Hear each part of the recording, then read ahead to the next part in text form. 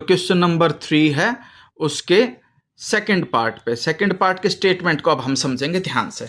इसमें हमारे पास स्टेटमेंट ये है, the larger of to supplementary angles. पहले तो इसमें जो टर्म आई सप्लीमेंट्री, इसका मतलब है two angles whose sum is 180 degree are called supplementary, यानी कि दो एंगल जिनका एडिशन करें इक्वल में 180 डिग्री आ जाए वो सप्लीमेंट्री कहलाते हैं आपके पास।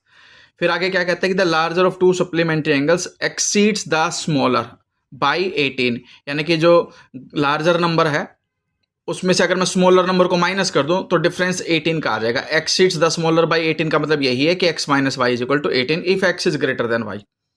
फाइंड देम, अब हमें फाइंड आउट करना है, ठीक है। तो आप इसमें स्टेटमेंट ये लिखोगे, let the two supplementary angles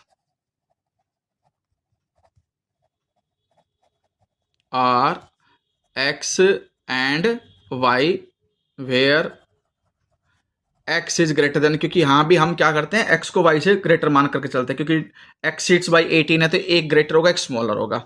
फिर आप लिखोगे अकॉर्डिंग टू क्वेश्चन। देखिए सप्लीमेंट्री एंगल्स है तो दोनों एंगल का जो एडिशन होगा वो 180 डिग्री होगा, ये इक्वेशन 1 आ जाएगी।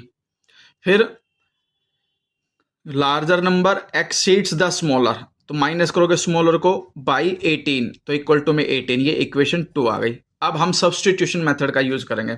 सब्स्टिट्यूशन में क्या होता है कि हम कोई भी एक इक्वेशन सेलेक्ट करेंगे, तो फ्रॉम इक्वेशन 2,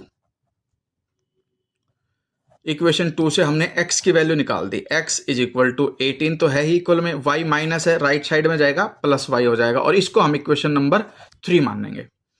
फिर हम लिखेंगे यूज इक्वेशन 3 इन इक्वेशन, ध्यान रखना 2 से हमने यूज करके 3 इक्वेशन बनाई है, इसलिए 2 में पुट नहीं करेंगे, हम पुट करेंगे इक्वेशन 1 में।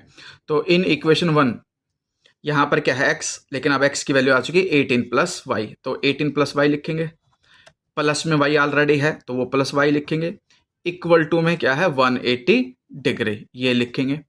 अब y प्लस वाई तो होता है 2y, इक्वल में 180, 18 है राइट साइड जाकर के क्या कर दोगे उसको माइनस कर दोगे, ठीक है। यहां से हमारे पास कंडीशन इस तरह से आ जाएगी कि भाई पहले तो ये जो 2y है इसको तो एज इट इज रखो, इधर 180 में से 18 को माइनस किया हमने तो हमारे पास आ जाएगा 162, क्योंकि 162 में 18 ऐड करोगे तो 180 आता है। यहाँ से 2y आ गया, y को निकालने के लिए हम क्या करेंगे 2 से डिवाइड कर देंगे, ये वाला जो 2 है ये उधर जा करके 162 के अपॉन में लिख दो, 2 1 जा 2, 2 8 जा 16 और 2 1 जा 2, यानी कि 81 आ गया आपके पास। अब y अगर 81 आ चुका है आपके पास तो इक्वेशन 3 का यूज करोगे, ठीक है। फ्रॉम इक्वेशन 3 तो आप लिखोगे फ्रॉम इक्वेशन 3 x है इक्वल में 18 है, फिर प्लस में y है और y की वैल्यू हमारे पास 81 आ चुकी है तो इसलिए प्लस 81 करोगे। इस तरह से जो x है वो आपके पास 18 प्लस 81 99 डिग्री आ जाएगा, ठीक है। तो और हमारे पास फाइनल आंसर आएगा x 99 degree and y is equal to 81 degree, क्योंकि एंगल है इसलिए हम इसमें लिखेंगे और ये हमारे पास आंसर आ जाएगा। अब हम आएंगे